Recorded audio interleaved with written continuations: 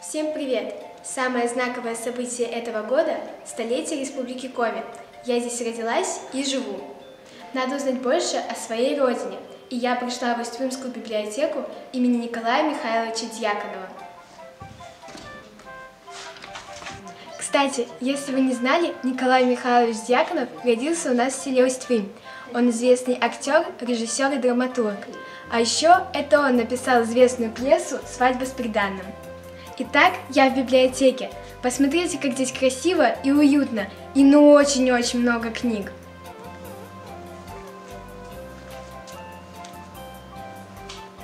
Глаза разбегаются. Оказывается, про наш Коми-край столько всего написано, мне, конечно, столько не прочитать. Если честно, мне бы хотелось что-нибудь необычное. Одну книгу, в которой и про историю, и про культуру, и про традиции Коми-народа.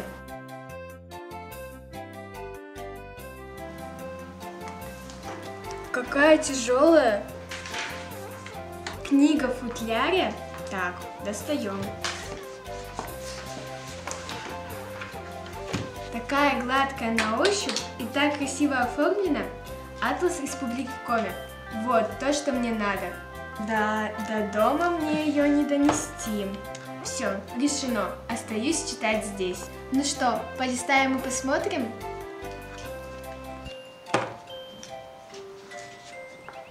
Оказывается, вот так выглядит наша республика с космоса. Смотрите, как красиво. Республика Коми. Пространство. Здесь написано «Сотворение мира в коми-языке». Мупукщем, буквально «становление Земли». Кстати, космос обозначается выражением «Йен-мамуа», буквально «небо-земля». Наша республика славится озерами.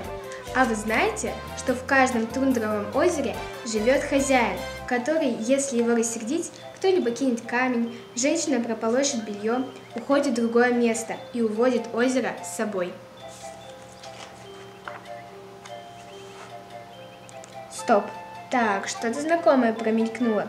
Деревня Иб Усть-Вымского района. Здесь жили родители моей прабабушки Федяевой Эмилии Степановны. Она сказительница в 4-м поколении.